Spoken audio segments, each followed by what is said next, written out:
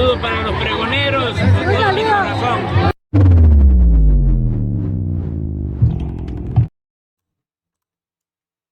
Pregoneros, bienvenidos a una nueva transmisión más. Es un placer estar nuevamente con ustedes. Servidor Irving Rodríguez, transmitiéndoles desde el día de hoy. Nos encontramos en este jueves 1 de mayo del 2025. Si nos estás viendo por primera vez, muchísimas gracias por tu tiempo y por tu espacio. Solamente pido tu apoyo con la suscripción para que cada día podamos ser más en esta gran familia pregonera. Amigos, vámonos de lleno a la información. Van prácticamente 2 cartitas que lanza Ernesto Zedillo, ya lanzó la tercera, pero no le vamos a dar espacio a ese cinicazo expresidente. El día de hoy simplemente se le fueron directo a la yugular. Jaque mate. Presentan este videíto que ahorita se los voy a mostrar y el mismo Pablo Gómez de igual forma habla al respecto. Miren, el cínico de Zedillo dice que el Fobaproa entregó resultados. Miente feo. Para poder desencriptar la información que entregaron a los partidos, tenían que tener todos el PAN. Complicó el acceso a la información. ¿Cuál es el problema del Fobaproa? Se pagan todos los días. Nadie se hace pobre por deber. Se hace pobre por tener que pagar los intereses. Esa es nuestra historia. El pasado nos persigue cuando las cosas que se hacen con una profundidad dañosa, inmensa. Así lo señaló Pablo Gómez el día de hoy. Pero inició la mañanera soltando este video. Presentan este video sobre el Fobaproa en la mañanera del pueblo, que encabeza la presidenta Claudia Sheinbaum Pardo. No tiene desperdicio alguno, ¿eh? La historia del Fondo Bancario de Protección al Ahorro, Fobaproa, es la historia de una estafa, de una red de corrupción entre el poder político y el poder empresarial y del saqueo más grande en la historia contra la economía del país y de millones de mexicanos. El Fobaproa surgió en 1990 durante el gobierno de Carlos Salinas de Gortari, con el objetivo de darle liquidez a los bancos recién privatizados para que en caso de crisis y devaluaciones entrara al rescate de sus deudas y otorgarles capital. Originalmente el Fobaproa era un fideicomiso privado administrado por el Banco de México. El Fobaproa tenía un precedente directo. En 1983 se creó en el Banco de México el Fideicomiso de Cobertura de Riesgos Cambiarios FICORCA, con más de 10,000 millones de dólares para beneficiar a empresas establecidas en México que tuvieran deudas en dólares. Su primer director fue el entonces joven economista Ernesto Zedillo Ponce de León, recién doctorado en la Universidad de Yale. El FICORCA, como el Fobaproa, fue un instrumento para beneficiar a grandes empresarios que contribuyeron a las campañas políticas del PRI y al ascenso de la nueva élite de tecnócratas. FICORCA benefició al menos a 209 empresas que pertenecían a los 30 grupos empresariales más poderosos. En diciembre de 1994, tras el final trágico del sexenio de Carlos Salinas de Gortari y ante el escenario de un enorme déficit en la cuenta corriente, a su llegada a la presidencia de la República, Ernesto Zedillo decidió devaluar el peso de manera discrecional, avisando solo a un grupo selecto de empresarios nacionales y extranjeros, provocando con ello una fuga de capitales súbita, el aumento de las tasas de interés y la consecuente quiebra de millones de empresas y de mexicanos que no pudieron pagar sus deudas con los bancos. La cartera vencida se disparó en 150% en solo unos meses.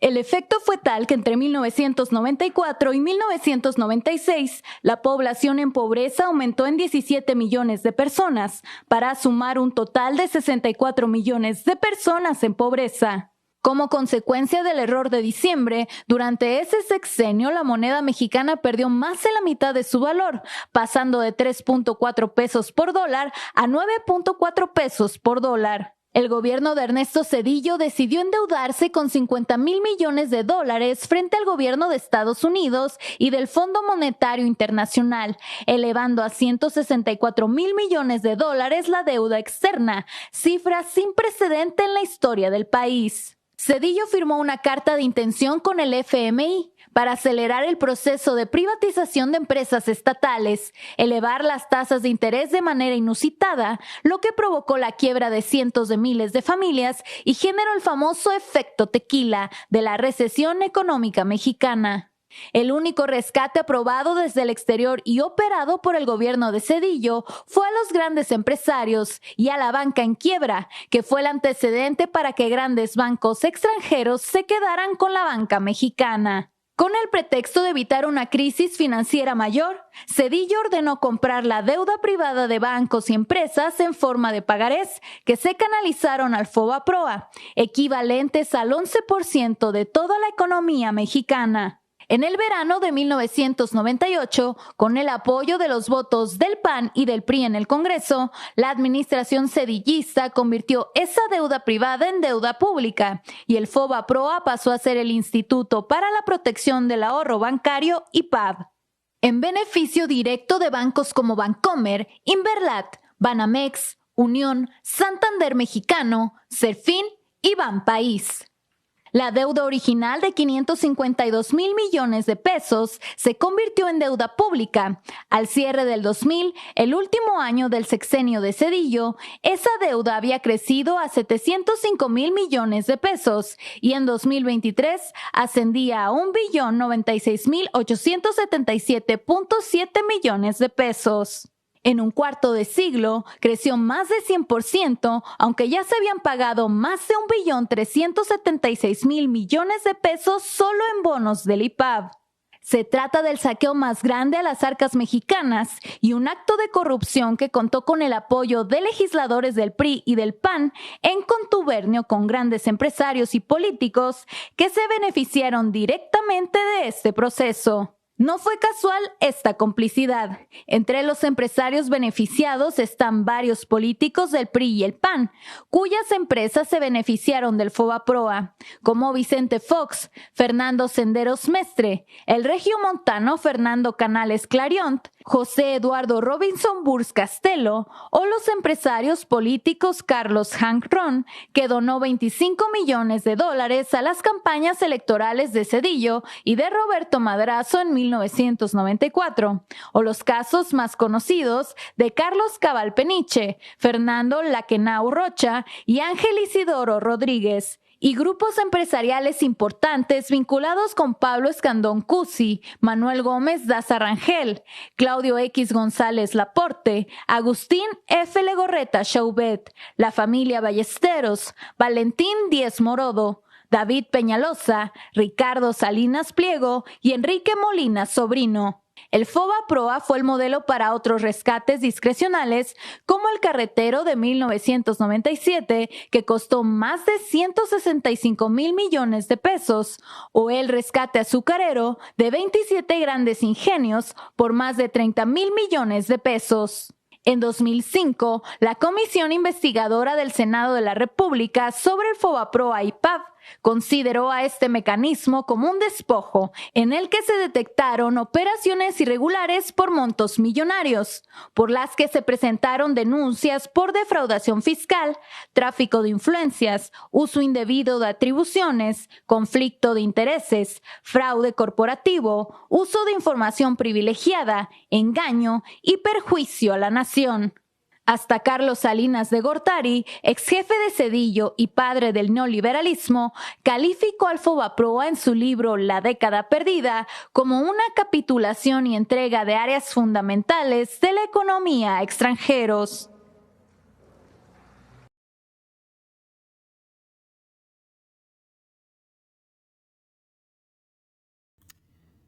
¿Cómo la ven? Y así remató Pablo Gómez. ¿Cuál es el problema? ¿Cierto? No se trata de eso, no se paga nunca. ¿Saben por qué? Porque se paga todos los días. Porque nadie se hace pobre por deber, se hace pobre por tener que pagar los intereses de lo que debe. Esa es nuestra historia, es nuestra realidad. Porque el pasado nos persigue. Cuando las cosas que se hacen son de una profundidad dañosa inmensa. la auditoría. Vamos a aterrizar ahí. Bueno, entonces había dos proposiciones. La proposición que ganó, el PAN estaba ahí nadando y finalmente pues, no era cierto. Estaba en la misma propuesta. Reconocer la deuda de Fobapro. Y la nuestra, en esa época, el presidente del PRD era Andrés Manuel, justamente.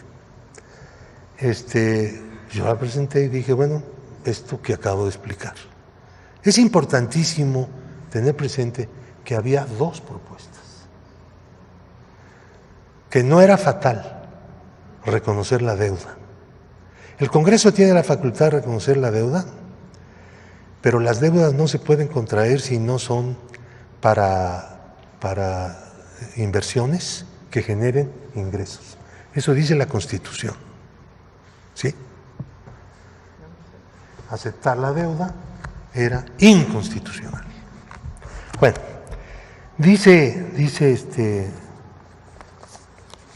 Zedillo que se auditó el Fobapro y que se entregaron los resultados en su momento. Miente feo. Miente feo. ¿Eh? Hay varias formas de mentir. Miente feo. Aquí está el que no quisieron entregar. Entregaron en la Cámara un disco encriptado. Tenía 5 llaves. 5 llaves. Larguísimas. Aquí están los 5 passwords. Entonces, le dieron una al PRD, otra al Verde, otra al PT, otra al PRI y otra al PAN. Para poder desencriptar, había que tener las 5. Nosotros, después de una acción política, tomando en cuenta que los candidatos, tanto del PRI como del PAN, pues tenían que dar respuesta a la exigencia de que dónde está la llave del disco, ¿no?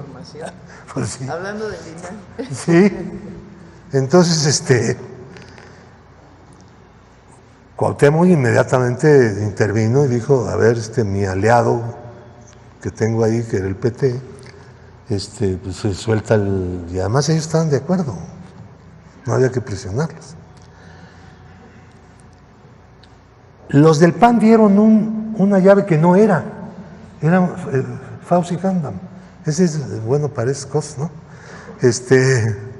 La entregó, pero era falsa. Entonces se generó un conflicto interno en el PAN, diciendo, pero ¿qué les pasa? Estamos en vísperas de una elección y ustedes jugando con esto.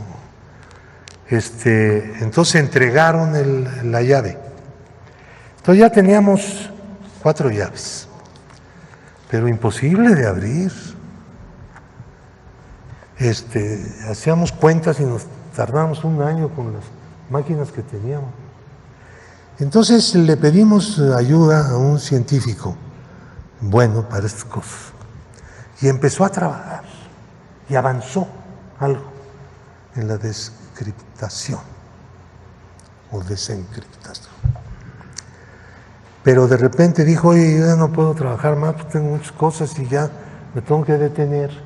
Entonces el jefe, el ciberjefe que teníamos en el grupo parlamentario, Hilario Juárez,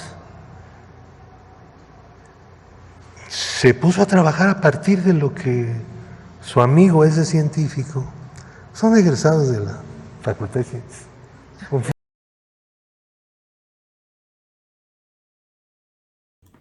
Son unos cinicazos, eso nos queda más que claro. Ya andan muchos defendiendo a Zedillo, no bueno, entre ellos Ciro Gómez Leiva y también Adela Micha. Vaya pedazo de cinicazos. Nos vemos, que sigan pasando un excelente día. Servidor Irving Rodríguez, transmitiéndoles desde su canal. Recuerden, la información está ahí y depende de todos nosotros el pregonarla. Nos vemos en una siguiente emisión.